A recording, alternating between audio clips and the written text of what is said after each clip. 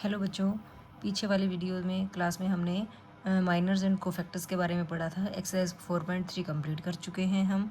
आज हम एक्सरसाइज 4.4 करेंगे, जिसमें हमारे पास टॉपिक है adjoint of a matrix.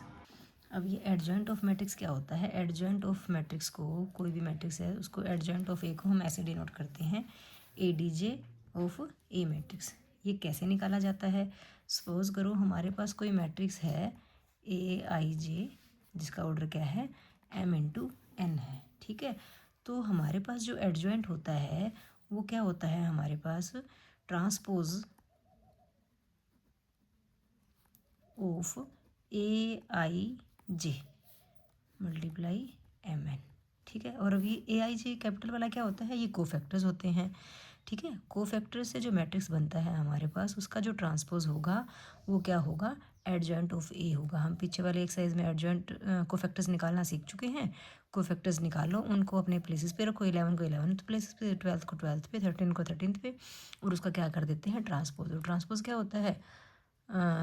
Rose and columns को इंटरचेंज कर देते हैं, तो वो क्या आ जाता है? ट्रांसपोज आ जाता है। जैसे कि हमारे पास कोई मैट्रिक्स है, ए मैट्रिक्स, जिसको A11, A12, A21, A22। ठीक है, 2x2 का मैट्रिक्स देख लेते हैं। तो हमारे पास कोफैक्टर्स कैसे निकलेंगे इसके? कोफैक्टर्स की बात करें तो कोफैक्टर्स बनेंगे इसके A11, ये A12 बनेगा, A21 बनेगा और A22 बनेगा। ठीक है, ये क्या है? कोफैक्टर्स हैं ऑफ ए। हमें निकालना है एडजॉइंट ऑफ ए।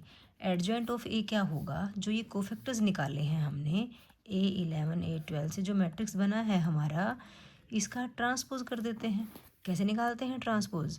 जो फर्स्ट रो थी वो फर्स्ट कॉलम बन जाएगा, A11, A12, और जो सेकंड रो है वो सेकंड कॉलम बन जाएगा। ठीक है, तो ये हमारे पास क्या आ जाता है बेटा? एडजॉइंट ऑफ कोई भी मैट्रिक्स आ जाता है। क्लियर है ना बात? हमारे पास मेन थ्योरम है एक, कि ए को अगर हम एडजॉइंट ऑफ ए से मल्टीप्लाई करें, या एडजॉइंट ऑफ ए को मैट्रिक्स ए से मल्टीप्लाई करें, तो जो आएगा वो determinant of A into identity matrix आ जाता है। ठीक है, अब इस चीज़ को भी हम कहीं क्वेश्चन में आएगा तो वहीं पे हम आपको प्रूव करके दिखा देंगे। ठीक है, अलग से सॉल्व करने की ज़रूरत नहीं है, फिर वीडियो बहुत लंबी बन जाती है बेटा। नेक्स्ट इज कोई भी square matrix. A square matrix, a square matrix A is said to be singular if determinant of A is equal to 0। Questions में आएगा एक्सरसाइज में कि बताओ कि ये मैट्रिक्स सिंगुलर है या नॉन सिंगुलर है। तो उसके लिए हम क्या करेंगे? उसका डिटर्मिनेंट निकाल के देखेंगे, और डिटर्मिनेंट अगर 0 आता है तो मैट्रिक्स सिंगुलर है, और अगर 0 नहीं आता तो मैट्रिक्स नॉन सिंगुलर है। क्लियर है ना? Next topic is inverse of a matrix. Inverse of a matrix. अब इनवर्स के बारे में हम थर्ड चैप्टर में थोड़ा सा पढ़ के आए थे।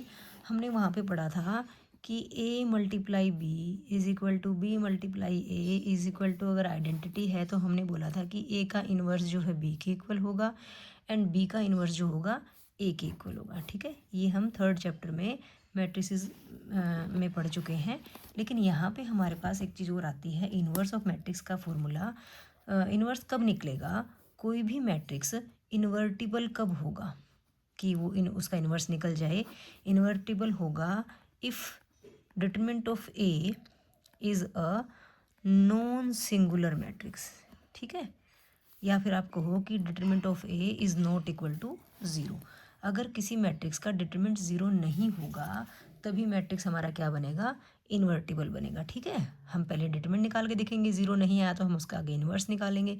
इन्वर्स का फॉर्मूला हमारे पास होता है A inverse equals 1 determinant of A into adjoint of A. ठीक है, एडजॉइंट ऑफ ए हम निकालना सीख चुके हैं, कोफैक्टर्स का ट्रांसपोज। ठीक है, और डिटरमिनेंट ऑफ ए हम 4.1 से निकालते आ रहे हैं। ठीक है, 1/डिटरमिनेंट ऑफ ए होता है, इसलिए हमने कहा कि डिटरमिनेंट क्या? 0 नहीं होना चाहिए।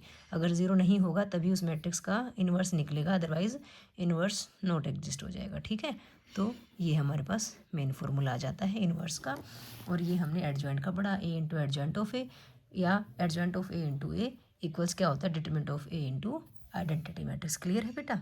इसमें इंट्रोडक्शन में लास्ट चीज़ हमारे पास कि दो मैट्रिसेस की मल्टीप्लिकेशन करते हैं, ए इंटू बी का इन्वर्स निकालेंगे तो बी का इन्वर्स इंटू ए का इन्वर्स होता है। ठीक है, बस यही मेन चीज़ें हैं जो आपको इन्वर्स ऑफ मैट्रिक्स में याद रखनी है। ए का inverse A1 by determinant of A into adjoint of A, और ए इंटू बी का इन्वर्स क्या होता है, बी का इन्वर्स इंटू ए का इन्वर्स। ऐसा हमने कहीं पहले भी पढ़ा है क्या, पढ़ा है ना ट्रांसपोज में, कि ए इंटू बी का ट्रांसपोज क्या होता है, बी का ट्रांसपोज इंटू ए का ट्रांसपोज होता है। ऐसे इन्वर्स में ए इंटू बी का इन्वर्स क्या होता है, B inverse into A inverse. ये चीज़ें हम एक्सरसाइज वाले पार्ट में ही वेरीफाई करेंगे, इसके लिए अलग से कोई एग्जाम्पल या इंट्रोडक्शन में अलग से कोई क्वेश्चन करवाने की जरूरत नहीं है बेटा, अदरवाइज वीडियो बहुत लंबी हो जाएगी। ठीक है, तो आज के लिए इंट्रोडक्शन पार्ट ही, नेक्स्ट पार्ट में हम इसकी एक्सरसाइज करेंगे। Okay, thank you.